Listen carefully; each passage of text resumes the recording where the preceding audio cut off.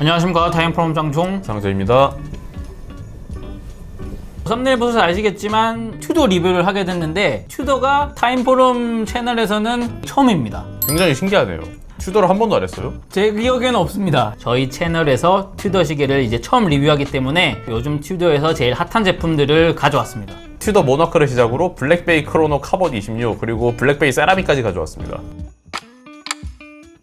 올해 전 브랜드 이제 통틀어서 여러모로 가장 많은 스포트라이트를 받은 모델 중 하나가 튜도 모나크이지 않을까 싶습니다. 튜도 모나크는 1991년 첫 선을 보였습니다. 당시 롤렉스 데이트 저스트가 오버랩되는 디자인에 드레스워치와 스포츠워치를 넘나드는 대중적인 전천후 컬렉션을 표방했고, 이후 다소 다른 디자인의 GMT, 크로노그래프에 이어 토너형으로 쉐입까지 완전히 달리한 시계까지 같은 이름으로 출시된 바 있습니다. 한 디자인으로 쭉 가면서 이제 베리에이션이 펼쳐지지 않고 디자인 변경이 계속 있었다는 거는 처음에 이 튜도 모나크의 정체성이 브랜드 입장에서도 그렇고 조금 애매한 성격이 있었다고 이제 판단을 했던 거죠. 그래서 이제 이 모나코는 이 2010년대 이 블랙베이와 펠라고스를 내세운 튜도의 대대적인 개편과 함께 카탈로그에서 이 자취를 감추게 됩니다. 그로부터 약 15년이 흐른 올해 이 튜도는 마침내 이 창립 100주년을 맞아서 이 역사 속에 잠들어 있던 이 군주를 흔들어 깨우게 되는데, 제가 앞서서 이제 군주라고 얘기한 건 모나크의 사전적 의미가 군주, 국왕, 제왕을 가리키기 때문입니다. 모나크의 어원은 브랜드의 방향성과도 관련이 있다고 할 수 있는데, 튜더라는 이름부터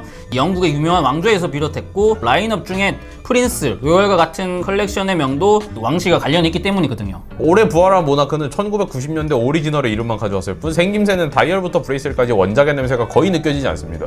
튜더는 새로운 모나크와 관련해서 브랜드 100년의 유산을 토대로 디자인했다고 설명을 하는데, 왜 그렇게 얘기하는지 시계를 찬찬히 살펴보면서 알아보도록 하겠습니다. 다이얼부터 굉장히 낯섭니다. 현행 튜도에서는 볼 수 없는 디자인인데, 다소 어두운 이 샴페인 컬러의 로마 숫자와 아라비아 숫자 인덱스가 반반 나누어 들어가는 흔히 이제 캘리포니아 다이얼로 불리는 구성입니다. 12시 방향 기준점에는 튜도의 방패 로고가 자리하면서 인덱스의 역할과 브랜드의 정체성을 드러내는 역할을 동시에 하고 있습니다. 참고로 캘리포니아 다이얼은 튜더의 형제인 롤렉스가 1942년 시간을 절대 착각하지 않도록 고안한 디자인으로 특허까지 취득했습니다. 이 튜도 역시 이 캘리포니아 다이얼을 간간히 사용해왔습니다. 근래에는 2000년대 이제 튜도 프린스에서 관련 디자인을 다이얼에 이제 활용한 바 있습니다. 차세대 이 튜도 모나크의 캘리포니아 다이얼을 구성하는 각 인덱스는 아플리케 타입으로 제작해 이제 입체감을 살렸습니다.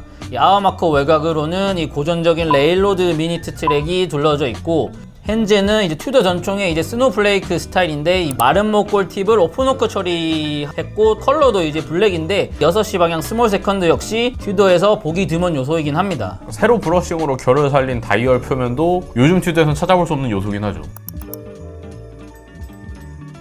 케이스 역시 새로운데, 이 1920년대 이제 튜도가 제조한 이 손목시계 중 이와 비슷한 디자인이 있긴 했습니다. 모나크는 이 과거와 유사하게 이제 베레랑 미들 케이스의 이 러그 부분을 몇 번 깎아서 각지게 디자인했는데, 이 모서리는 또 주변과 다르게 이제 폴리시드 가공으로 마감을 하면서 각진 케이스의 입체감이 더욱 부각됩니다. 측면에서 보면 각진 러그가 이렇게 도드라지는 걸 확인할 수 있습니다. 엔드링크의 경계가 희미한 것도 굉장히 특이한 요소라고 생각을 하는데, 예전 모나크도 이렇게 엔드링크의 경계가 굉장히 특이하더라고요. 그래서 이 시계가 일체형은 아닌데 일체형 같은 느낌이 나는 거죠. 케이스 소재는 스테인리스 스틸, 사이즈는 지름 39mm, 두께는 11.9mm, 러거트로그는 46.2mm, 방수 사양은 100m입니다. 튜도 시계들은 롤렉스처럼 솔리드백인 경우가 많은데, 튜도 모나크는 특별히 사파이어 크리스탈 케이스백을 사용하면서 무브먼트를 드러냈습니다.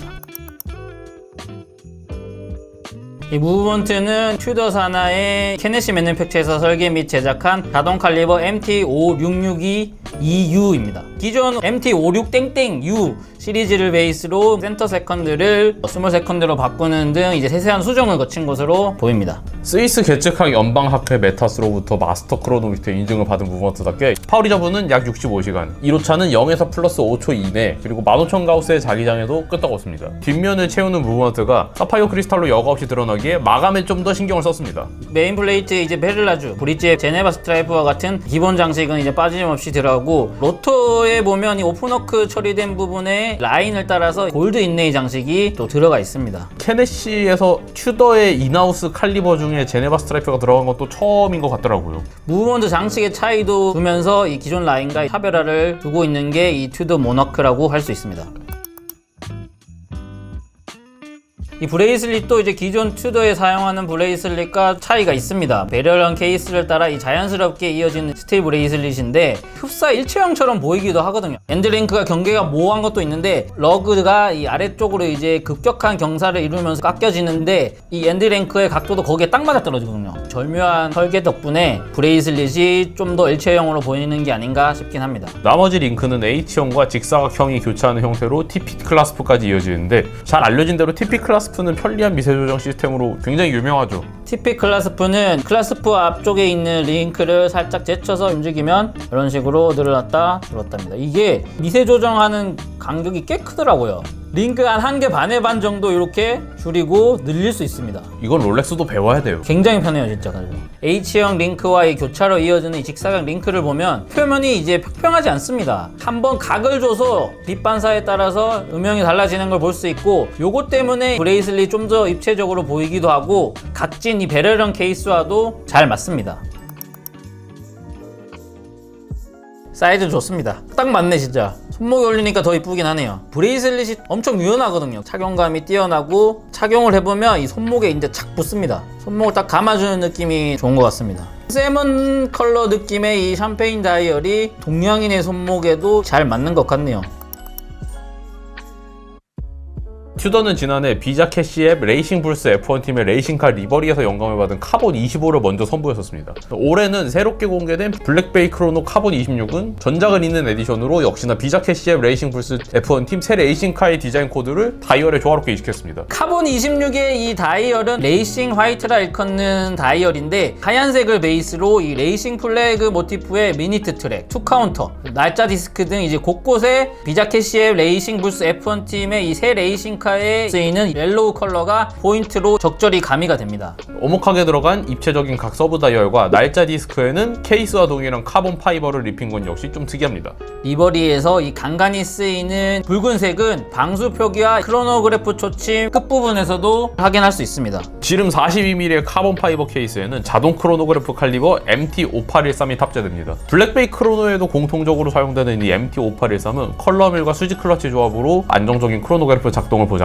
그리고 실리콘 헤어스프링 덕분에 뛰어난 항작성도 기대할 수 있겠고요. 그래서 MT5813은 이를 바탕으로 1호차 -2에서 +4초의 정확성을 달성하며 COS 인증까지 획득했습니다. 파워 리저브는 약 70시간으로 크로노그래프 치고는 굉장히 넉넉한 스펙입니다. 스트랩과 이어지는 부분이 이제 엔드 링크처럼 보이는데 엔드 링크가 아니라 케이스 자체를 이렇게 만들어 놓은 거더라고요. 모나크랑 비슷하네요. 덕분에 스트랩과 이 케이스가 이제 빈틈없이 이렇게 자연스럽게 연결이 됩니다. 스트랩은 겉에를 F1 레이싱카의 타이어 패턴처럼 표현하고 다이얼과 같은 하얀색 스티치 장식을 더했습니다. 이 러버 스트랩에 연결된 이 핀버클은 역시나 케이스와 동일한 카본 파이버 소재로 제작이 됩니다. 카본 26 이 모델을 이제 제가 손목에 착용을 해보고 있는데 확실히 제 취향입니다. 제가 포인트 디테일을 좋아하는데 이 시계의 이 렐로우 포인트가 가지 않고 이렇게 적절하게 잘 들어가 있는 느낌입니다. 케이스가 가볍고 튼튼한 카본 파이버 소재의 또 러버 스트랩이니까 이 가벼운 무게 때문에 좋은 착용감이 느껴집니다. 시계 케이스가 조금만 더 컸다면 손목둘레 16cm 내외의 제 손목에서는 벗어나지 않았을까 싶긴 합니다. 손목이 더 작은 분들을 위한 블랙베이 크로노도 나왔죠. 범부비라는 이제 별칭으로 나왔었죠. 케이스랑 이 러버 스트랩이 빈틈없이 이렇게 이어지는 모습이 굉장히 탁월한 것 같습니다. 이렇게 안 하고 이제 뜨면 좀 볼품 없잖아요. 아, 그쵸. 크로노그래프는 더 그런 것 같아요.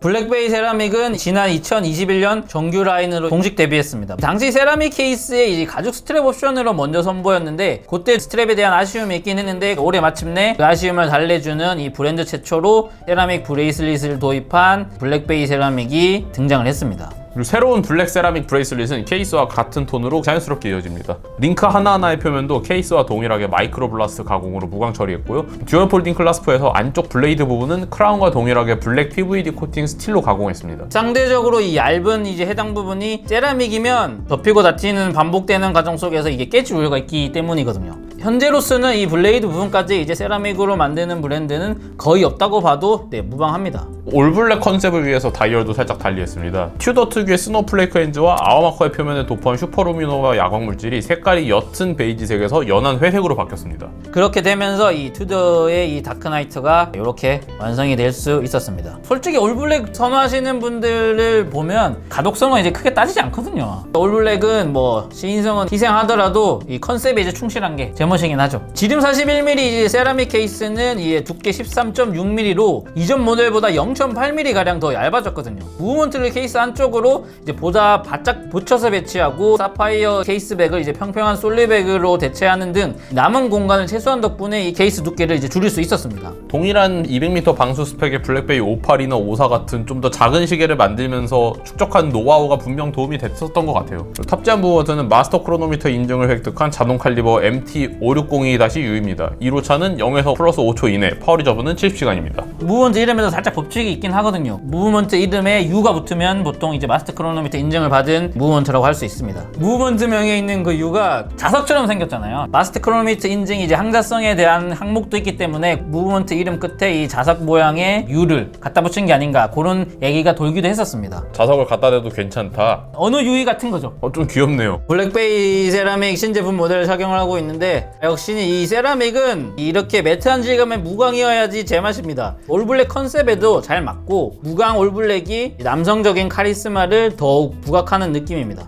케이스 모서리만 유광으로 한 것도 옆에서 봤을 때는 굉장히 포인트가 되는 것 같아요. 케이스의 모서리가 좀 더 도드라지고 케이스 자체가 좀 더 입체적으로 보이는 효과도 있습니다. 사이즈가 41mm인데 제 손목에 크게 보이진 않는 것 같습니다. 살 수 있을 정도의 사이즈인 것 같습니다. 블랙베이 58로 요거 나오면 참 좋을 것 같습니다.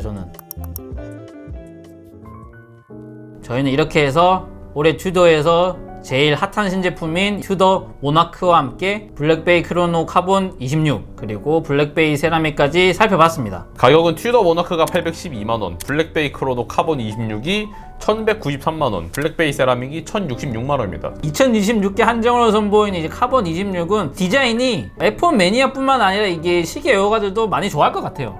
저같이 오렌지나 옐로우 포인트를 좋아하시는 분들은 카본 26에 조금 많이 끌릴 것 같긴 합니다. 블랙베이 세라믹 이 신제품은 마침내 브랜드 최초로 이 세라믹 브레이슬릿까지 도입하면서 튜더표 다크나이터가 이제 제대로 완성이 될 수 있었던 것 같습니다. 블랙 세라믹 브레이슬릿 도입한 것도 도입한 거지만 유광이 아니라 매트한 질감의 무광으로 이제 마감을 하면서 그 올블랙을 좋아하는 남성들에게 조금 더 어필할 수 있는 포인트가 되지 않았나 싶습니다. 모나크 같은 경우는 굉장히 차별화된 디자인으로 애호가들에게 특히 많은 관심을 받고 있는데요. 지금 딱 하나 나왔잖아요. 케이스랑 브레이슬릿 같은 게 여기서 한 번 쓰고 버리기엔 너무 아까운 것 같아요. 모나크가 이 단발성에 끝나지 않고 다이얼을 달리하거나 이 소재를 달리하는 베리에이션이 추후에 뒤따르지 않을까 그렇게 예상이 되긴 합니다. 저희는 또 다음 시간에 다른 시계 리뷰와 함께 또 찾아오도록 하겠습니다. 감사합니다. 감사합니다.